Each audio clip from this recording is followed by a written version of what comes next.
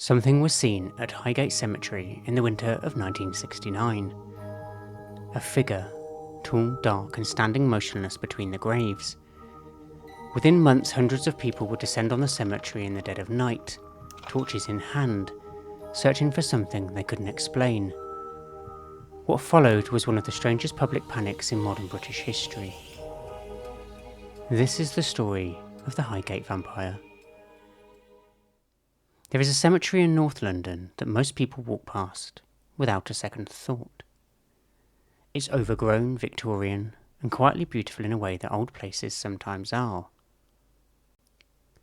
But in the winter of 1969, something changed at Highgate Cemetery.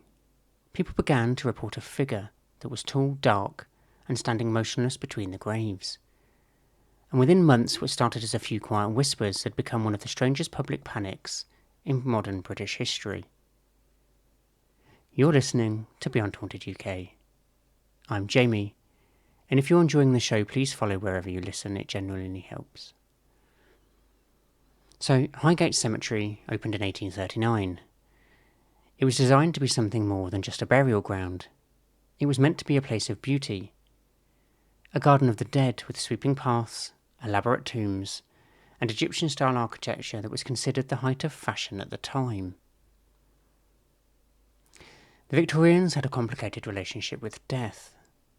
They mourned publicly, they mourned elaborately, and they built places like Highgate to make death feel somehow dignified. For over a century it served that purpose quietly, but by the 1960s the cemetery had fallen into serious neglect. The company that managed it had gone into bankruptcy. Vegetation had swallowed entire sections whole, tombs had been broken into, and there were rumours of occult activity, evidence of rituals, animal remains, and things that suggested someone was using the cemetery for purposes it was never intended for. It was already an unsettling place before anyone mentioned a vampire. The first widely reported account came in 1969. A man named David Farrant claimed he had seen a tall grey figure moving through the north gate of the cemetery one night. He wrote to the Hampstead and Highgate Express, the local newspaper, describing what he'd witnessed. And he wasn't the only one.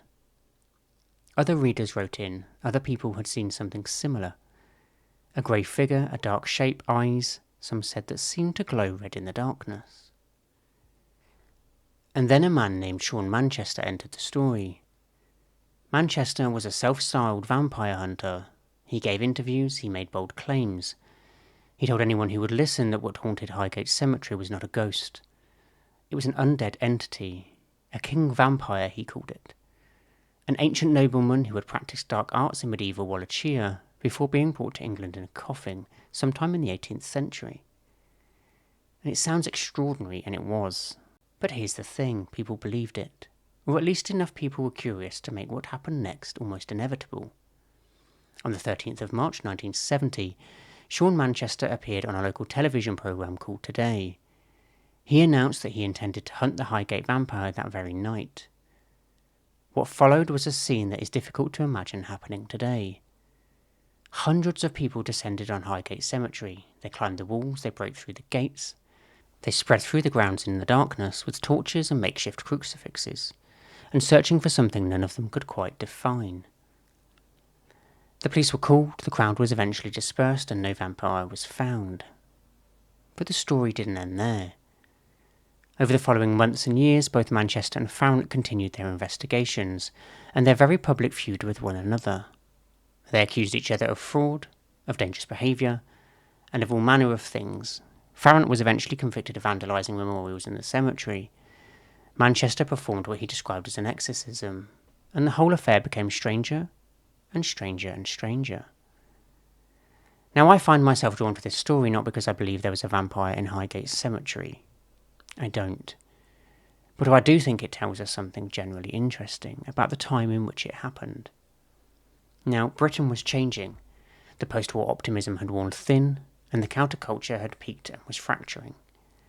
There was a real hunger, particularly among young people, for something beyond the ordinary.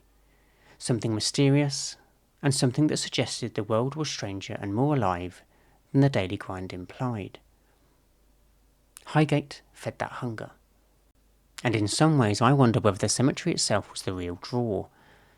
Not the vampire, not the figure at the gate, but the place, ancient and abandoned. Full of the names of people who had once lived full lives and were now entirely forgotten. There's something about old cemeteries that does that to people. They make you feel something, not fear exactly, more like weight. They make you feel something, not fear exactly, more like weight. The weight of time.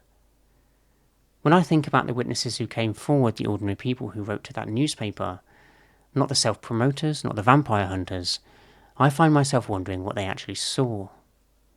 Something moved between the graves in the dark, something tall, and something that didn't behave the way a person normally behaves.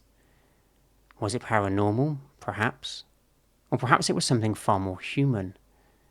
A person, a trespasser, someone drawn to the same strange atmosphere that draws people there still. What we can say with certainty is that something happened in Highgate in those years that people never forgot. And that the story, however you interpret it, has never really gone away. Highgate Cemetery still stands. The Friends of Highgate Cemetery have restored much of it. Wild in places, manicured in others, and home to the graves of some remarkable people.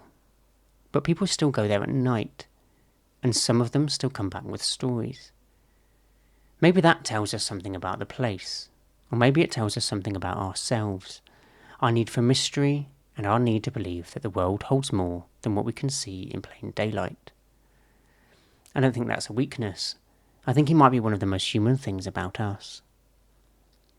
Now, before you go, don't forget to follow Beyond Haunted UK on Spotify and across our social media.